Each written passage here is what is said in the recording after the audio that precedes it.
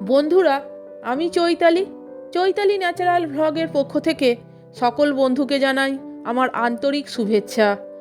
বন্ধুরা, আজ আমি একটি খুবই উপকারী ভিডিও উপস্থাপন করতে চলেছি।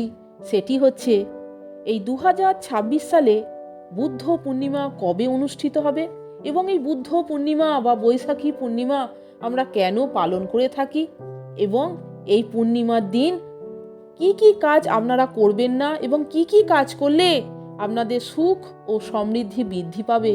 বন্ধুরা, আপনারা ভিডিওটা সম্পূর্ণ দেখুন এবং শুনুন, আশা করি পুরো ব্যাপারটা জানতে পারবেন। তাহলে শুনুন।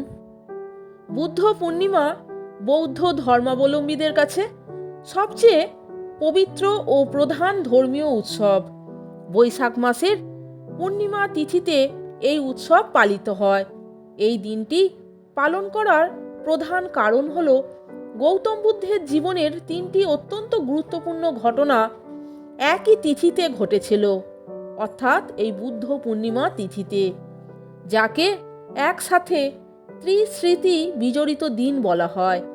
যেমন জন্ম, জ্ঞানার্জন বা বোধিলাভ এবং মহাপরিনির্বাণ। খ্রিস্টপূর্ব 6ষ্ঠ শতকে বৈশাখী পূর্ণিমা তিথিতে নেপালের লুম্বিনীতে রাজকুমার সিদ্ধার্থ অর্থাৎ গৌতম বুদ্ধ জন্মগ্রহণ করেন। জ্ঞানার্জন বা বোধিলাভ, দীর্ঘ তপস্যার পর 35 বছর বয়সে এই বৈশাখী পূর্ণিমাতেই তিনি বিহারের বোধগয়ায় একটি অশ্বত্থ গাছের নিচে বোধি বা পরম জ্ঞান লাভ করেন এবং সিদ্ধার্থ থেকে বুদ্ধ নামে পরিচিত হন। মহাপরিনির্বাণ, দীর্ঘকাল ধর্ম প্রচারের পর 80 বছর বয়সে কুশীনগরের এই একই পূর্ণিমা তিথিতে তিনি দেহত্যাগ করেন বা মহাপরিনির্বাণ লাভ করেন। বন্ধুরা, এই বুদ্ধ পূর্ণিমা বা বৈশাখী পূর্ণিমা এই দিন বৌদ্ধ ও হিন্দু ধর্মাবলম্বীদের কাছে একটি অত্যন্ত পবিত্র ও শুভ দিন। এই দিনে আধ্যাত্মিকতা, শান্তি ও শুদ্ধতা বজায় রাখা অত্যন্ত জরুরি।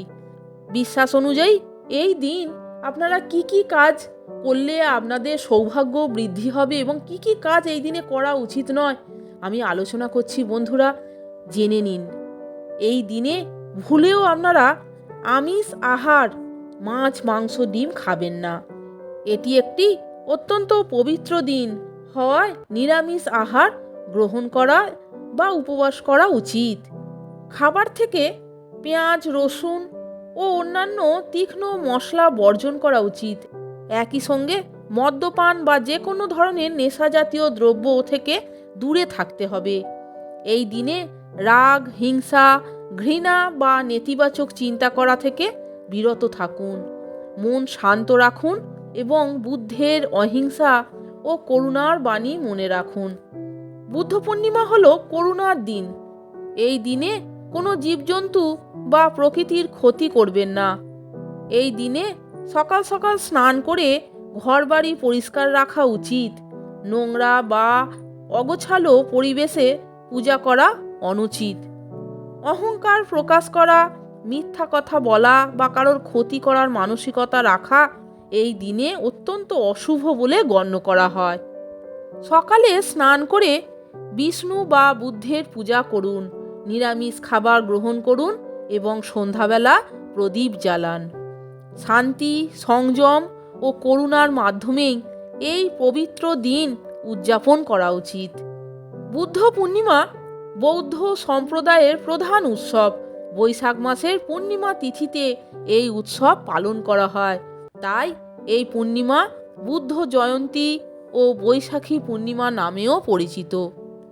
বুদ্ধ পূর্ণিমা বৌদ্ধ সম্প্রদায়ের প্রধান উৎসব। বৈশাখ মাসের পূর্ণিমা তিথিতে এই উৎসব পালন করা হয়। তাই এই পূর্ণিমা বুদ্ধ জয়ন্তী, বৈশাখী পূর্ণিমা নামে পরিচিত। এই উৎসব বাঙালিদের কাছেও খুব জনপ্রিয়, পবিত্র ও শুভ। এই দিনে প্রচুর বাঙালি নানা রকম পূজা অর্চনার মাধ্যমে দিন শুরু করে থাকেন।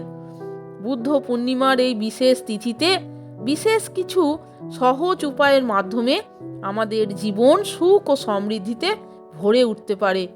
বন্ধুরা, জেনে নিন সেই উপায়গুলি কি কি?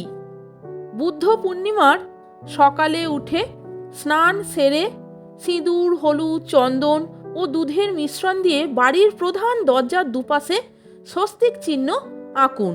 এটা খুবই শুভ বলে মনে করা হয়।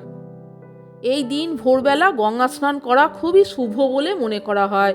যারা পারবেন না তারা বাড়িতেই স্নান করে নেবেন, কিন্তু এই দিন গঙ্গা স্নান করা খুবই শুভ বলে মনে করা হয়। এবং এই দিন আপনারা গঙ্গা স্নান করে ঠাকুরকে পূজা দিয়ে ব্রাহ্মণকে আপনার সাধ্য মতন কিছু দান করা এই দিন খুবই শুভ বলে মনে করা হয়।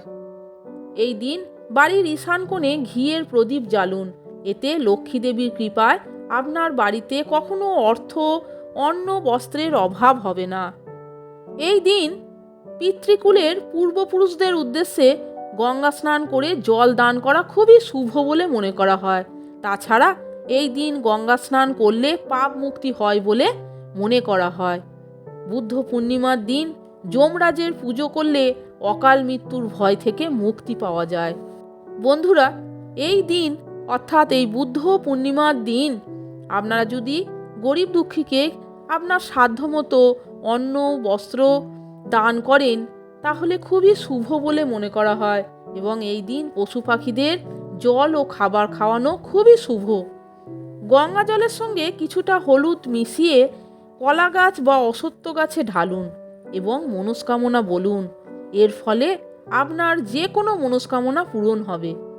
বুদ্ধ পূর্ণিমার দিন সূর্য অস্ত যাওয়ার পর একটা অশ্বত্থ পাতায় চন্দন দিয়ে মনস্কামনা লিখে সেটা গঙ্গায় ভাসিয়ে দিন। এতে মনের ইচ্ছা পূরণ হবেই। বুদ্ধ পূর্ণিমার দিন ঘরে বুদ্ধ মূর্তি ও লাফিং বুদ্ধ মূর্তি স্থাপন করুন। এতে ঘর সুখ, শান্তি ও সমৃদ্ধিতে এবং আনন্দে ভরে উঠবে। এই বুদ্ধ পূর্ণিমার দিন আপনারা অযথা কারোর সাথে ঝগড়াঝাটি, অশান্তি, ঝামেলার মধ্যে জড়াবেন না এবং গুরুজনদের সাথে কখনো খারাপভাবে কথা বলবেন না। এই দিন সংসারের শান্তি বজায় রাখুন এবং সকলকার সঙ্গে এই দিন শান্তি বজায় রেখে চলাটাই শুভ বলে মনে করা হয়। বুদ্ধ পূর্ণিমার দিন হনুমানজির মন্দিরে একটি ঘিয়ের প্রদীপ জেলে আপনার মনের ইচ্ছা প্রকাশ করুন। খুব শুভ ফল দেয় এই দিন। বন্ধুরা, এবার আপনারা জেনে নিন এই 2026 সালে এবং বাংলার 1433 বঙ্গাব্দে বৈশাখী পূর্ণিমা কবে, কখন অনুষ্ঠিত হবে, পূর্ণিমা তিথি কখন শুরু হচ্ছে এবং শেষ হচ্ছে, সমস্ত বিষয়টা আমি জানিয়ে দিচ্ছি। তাহলে শুনুন। পূর্ণিমা তিথি শুরু হচ্ছে 16ই বৈশাখ, ইংরাজির 30শে এপ্রিল 2026 বৃহস্পতিবার রাত্রি 8:29 হইতে। আর এই পূর্ণিমা তিথি থাকিবে পরের দিন অর্থাৎ 17ই বৈশাখ, ইংরাজির 1 মে শুক্রবার রাত্রি 9:39 পর্যন্ত। 9:39 পর্যন্ত রাত্রিবেলা এই পূর্ণিমাটা থাকছে বলে শুক্রবার দিনই অর্থাৎ 1 মে, এই দিনই বুদ্ধ পূর্ণিমা, বৈশাখী পূর্ণিমার আচার অনুষ্ঠান সমস্ত কিছু এই দিনই পালিত হইবে। বন্ধুরা, ভিডিওটা যদি আপনাদের ভালো লাগে তাহলে একটা লাইক, কমেন্টস এবং আমার চ্যানেলটিকে সাবস্ক্রাইব করে আমার পাশে থাকবার অনুরোধ করলাম। এই রকম আরও অনেক ভিডিও পেতে বন্ধুরা প্লিজ আমার চ্যানেলের ভিডিওগুলো আপনারা একটু দেখুন। ভালো লাগলে বন্ধুদের মধ্যে শেয়ার করে দেবেন। আপনারা সকলে ভালো থাকবেন, সুস্থ থাকবেন। আমি আবার আসছি পরের দিন অন্য কোনো ভিডিও নিয়ে। ভিডিওটা সম্পূর্ণ দেখার জন্য আপনাদের আমি অসংখ্য ধন্যবাদ জানাচ্ছি।